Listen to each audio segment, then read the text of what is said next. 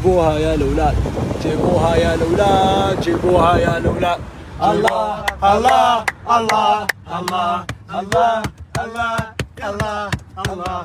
جيبوها يا الأولاد، جيبوها يا الأولاد، جيبوها يا الأولاد، جيبوها يا الأولاد.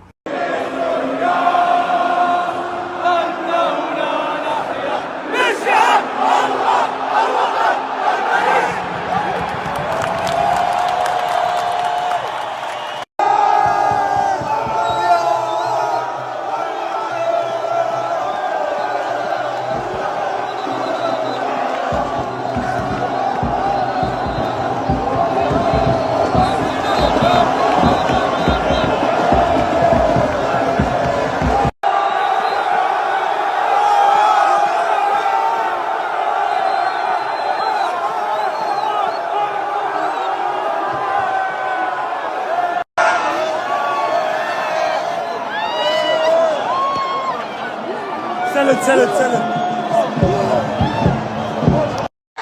صفر الحكم.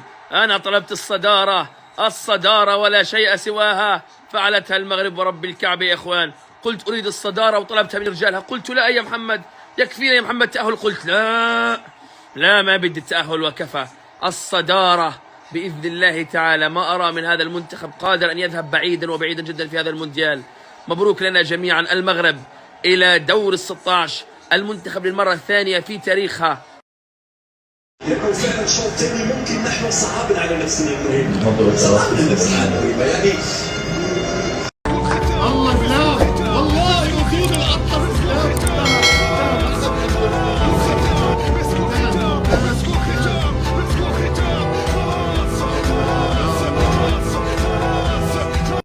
ألف مبروك لأخواننا المغاربة بتصدرهم مجموعتهم القوية، ولكن بحضور أسود الأطلس طلعت مجموعة طقيع تصدرها غصبا عن شواربهم. 7 نقاط. ومع مين؟ مع الثاني عالميا بالتصنيف ووصيف النسخة الماضية. طبعا بغض النظر انه كان وصيف هيك بالصدفة، بس كرواتي فريق قوي وهيو بلع وطلعت بلجيكا. انت فاهم يا عزيزي انه المغرب اقصت بلجيكا المصنف ثاني عالميا من دور المجموعات. يا جابرييل ألف مبروك للمغاربة أسود الأطلس. وإن شاء الله اليوم أنتم حتواجهوا ألمانيا أو إسبانيا في حال جابوا أول أو ثاني. إن شاء الله تفوز كوستاريكا وتروح كوستاريكا، تفوز على كوستاريكا وتروح على ربع النهائي، بعدين على النهائي، بعدين تفوزوا بكأس العالم. من 2010 وهم بيحكوا بلجيكا الحصان الأسود، الحصان الأسود، وفي كل سنة حدا بيركب الحصان الأسود. وهالسنة الحمد لله كان للعرب نصيب بينهم يركبوا الجحش الأسود. مبروك لمغرب العروبة، مبروك لمغرب الأسود. والله أسود يا أخي، أسود ورب الكعبة أسود.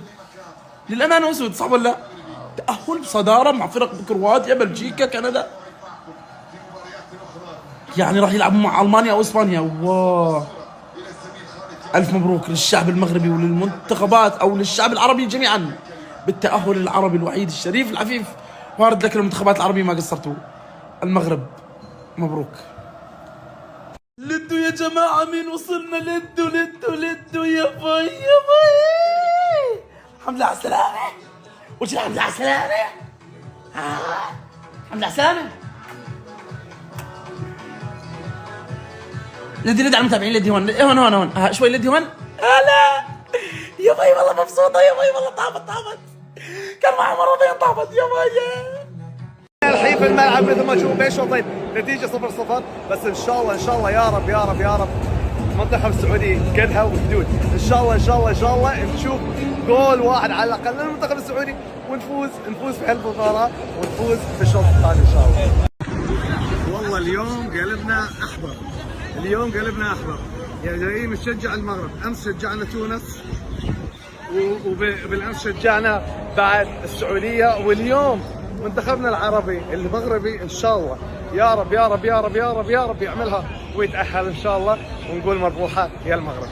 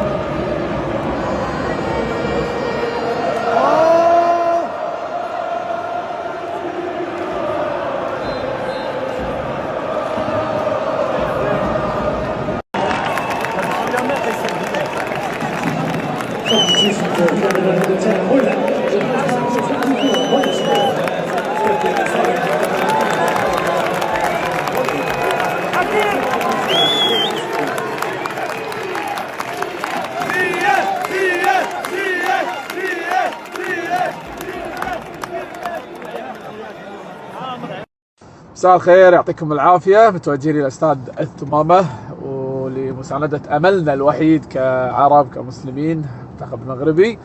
عاد جمهور المغرب شنو يدخلك بأجواء المباراة، يحب يتنفس كرة قدم. فرايحين الحين إن شاء الله ربع ساعة تقريبا ونوصل، بس ندخل الأجواء مباراة كندا والمغرب، وإن شاء الله نفرح بالمركز الأول ونبعد عن أسبانيا ويصير الدرب أسهل. إلا في حال اسبانيا يعني ما راح اقول تعطي المباراة لليابان، لكن ممكن تتساهل كون انها تبي يعني ضامنة التأهل. هي ضامنة التأهل.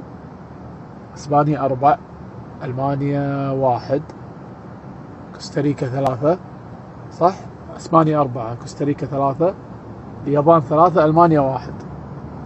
اسبانيا في خطر، يعني اذا اليابان فازت كوستاريكا فازت ما تتأهل اسبانيا، لا خلاص يعني اسبانيا راح تفوز اليوم. اليابان تصير الأول، بعدين تصير كم 7، وألمانيا تفوز على كوستاريكا تصير 6. المغرب يلعب مع ألمانيا، أسهل من أسبانيا صح؟ قولوا لي رأيكم يلا. أنا أشوف إن نبعد عن أسبانيا، هذا رأيي الشخصي. جماعة بقول لكم شيء، أنا أتوقع وأعتقد إذا خلص كأس العالم اللي في قطر ممكن أدخل في حالة اكتئاب. والله ما أتغشر. يعني اي مباراة يعني تقدر تحضر كل المباريات. تخيل انك تقدر تحضر كل المباريات. كاس العالم الجاي وين؟ امريكا، كندا، المكسيك. يا رجل لو بس بامريكا اذا انت محظوظ هذا انت تعبان حدك تحضر مبارتين 3 مباريات. لو كاس العالم بس بدولة واحدة اللي هي امريكا. تخيل ان كاس العالم موزع بين كندا، مكسيك، امريكا. يعني مبارته يعني ايش ما ادري شنو التعب اصلا اللي بتحسه. يعني انت حدك يمكن بالاسبوع مباراة، هذا انت تعبان جسديا مرهق. وفوق هذا ان كاس العالم الجاي مو 32 فريق، 34 فريق، وتتقسم المجموعات اعتقد 16 مجموعة، كل مجموعة فيها 3 فرق. اكمل لكم، كاس العالم اللي في امريكا وكندا والمكسيك عبارة عن 64 فريق اعتقد، مو واكيد بس انه اعتقد 16 مجموعة، كل مجموعة 3 فرق، أول 2 يتأهلون، وبعدها يصير دور ل 32، نص الفرق تطلع يصير دور 32 اللي هو على شكل دور 16، خروج المغلوب دور 32، يخلص دور 32 يبقى 16، ندخل على دور 16 خروج مغلوب 8 ل 4 النص نهائي النهائي. بهالطريقة يعني طريقة جديدة تعطي فرصة حق المنتخب. طبعا بالنسبة لنا كعرب يعتبر فرصة حلوة، لأن في ممكن إن بدال ما نشارك ب3 منتخبات 4 منتخبات كالعادة يعني نشارك أكثر، توصل إلى 8. لكن كأس العالم راح يكون جدا متعب. أقعد بالبيت عزز بكرة بطلع بالتلفزيون أحسن. أنا عشان كذي أقول لكم ممكن أدخل في حالة اكتئاب. تعودت على أجواء كأس العالم، صرت يعني أنا أحب الأندية وايد أكثر من المنتخبات. الحين شوية شيء زاد وايد من المنتخبات، فمتعلق بكأس العالم. أنا آسف، مو 64 48 بالغلط، سقط سهوا. 48 تقسم على مجموعات، أول 2 يتأهلون، الأخير يطلع، تصير دور 32 خروج المغلوب، والدور بعدين 16 8 نص نهائي. وعلى فكرة كأس العالم الجاي اللي في أمريكا ومكسيك وكندا موزع على 16 مدينة. 16 مدينة. يعني أنت حدك تقعد بمدينة واحدة وأنت حظك المباريات اللي فيها. إذا بتسافر بالطيارة يمكن 3-4 ساعات، غير فرق التوقيت. عندنا هني بالدول العربية غير فرق التوقيت بين مدينة ومدينة. مزعج. فعشان كذا أنا لازم أعالج نفسي عدل قبل لا يخلص كأس العالم أو بعد ما يخلص كأس العالم هذا، لأني أتوقع أنه يدخل في اكتئاب.